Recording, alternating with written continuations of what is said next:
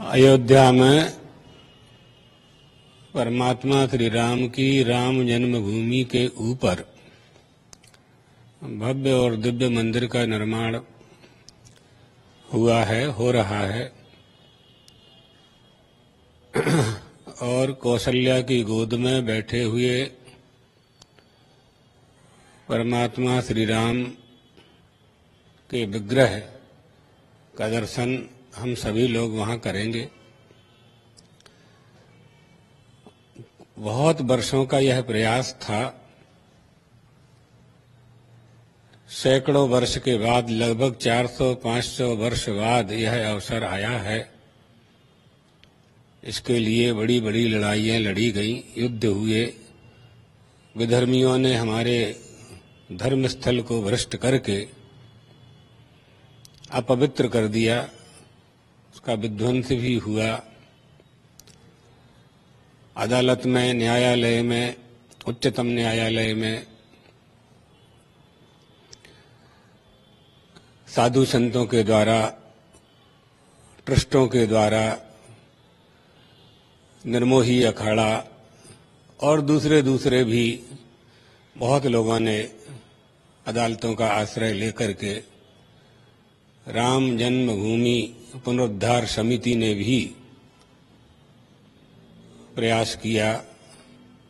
न्यायालय में, लखनऊ में, सुप्रीम कोर्ट में, हाई कोर्ट में लड़ाइयां लड़ी गईं और यह सफलता प्राप्त हुई।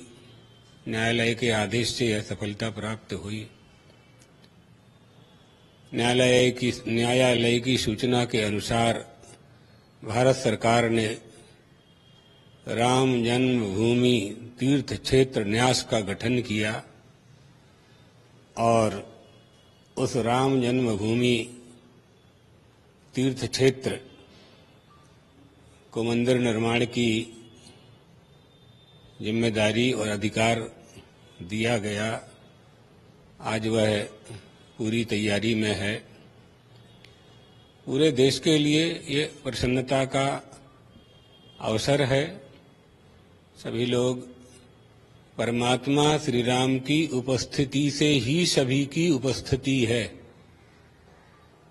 हम हैं, परमात्मा श्री राम हैं। बहुत से लोग प्रमाण पूछते हैं ना, विरोध करने वाले यह पूछ रहे हैं कि श्री राम हैं, इसमें क्या प्रमाण है। तो हम ये कहते हैं कि आप हो कि नहीं हो। यदि मैं हूं, अहम अस्मि, हम हैं, तो श्री राम भी हैं, यही प्रमाण है। सारी सृष्टि श्री राम से प्रमाणित होती है। श्री राम को प्रमाणित करने की आवश्यकता नहीं है। वो नित्य शुद्ध बुद्ध मुक्त स्वभाव, निर्गुण निराकार, सगुण साकार होकर के कौशल्या की गोद में विराजमान होते हैं। व्यापक ब्रह्म निरंजन, निर्गुण विगत विनोद, सुयज भक्ति प्रेम बस कौशल्या की गोद। ब्रह्म है, हमारे आपके लिए अवतार लेते हैं। अगर वो अवतार न लेते तो केवल उनका अनुमान ही किया जा सकता था। हम उनके अवतार के कारण अनुभूत करते हैं, उनकी मूर्तियों का, उनके विग्रह का दर्शन करते हैं, आराधना करते हैं। तो इसमें मूल बात यह है कि बहुत संघर्ष के बाद ये अवसर भारत के और विश्व के सनातन धर्मावलंबी, हिंदू धर्मावलंबियों को प्राप्त हुआ है। भगवान तो सभी का कल्याण करते हैं और हमारी भारतीय संस्कृति भी सभी के कल्याण की कामना करती है।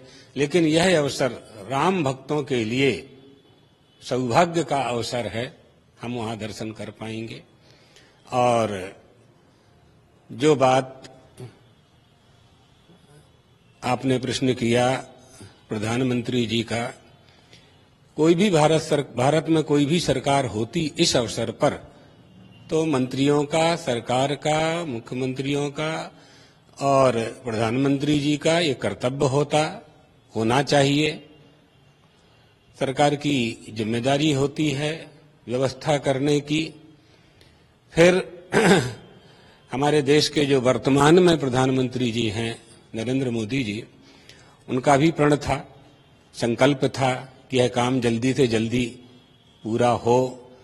और आज उनके कार्यकाल में यह कार्य संपादित हो रहा है। ये प्रसन्नता का विषय है, संतोष का विषय है। जही कर जस भवितव्यता तैसे ही मिलई सहाय, जिसे निमित्त बनाकर के परमात्मा जो काम करवाना चाहता है वो करवा लेता है। इसमें जेहि जब जस करि रघुपति करहि तेहि तब तस क्षण होय, बोले विहसी महेश तब ज्ञानी मूढ़ न कोय। जेहि जब जस रघुपति करहि तेहि तब तस क्षण होय। तो आज वो कृपा हुई परमात्मा श्री राम की, उन्होंने निमित्त बनाकर के यह अवसर दिया। हम सब वहां दर्शन करेंगे, हम स्वयं भी वहां जाएंगे। 1-2 महीने में ही कार्यक्रम बना करके जैसी अनुकूलता होगी। अत्यधिक भीड़ होने के कारण अभी जाना नहीं हो पा रहा है, बाद में जाएंगे और दर्शन करेंगे। हमारे सद्गुरुदेव भगवान ने, जगत गुरु शंकराचार्य जी भगवान ने भी इसके लिए बड़ा संघर्ष किया था। सबकी तपस्याओं का फल आज प्राप्त हुआ। मूल बात यह है, भगवान द्वारकाधीश और चंद्रमौलीश्वर से हम प्रार्थना करते हुए कि देशवासी परमात्मा श्री राम की कृपा प्राप्त करके अपने जीवन को धन्य बनावें।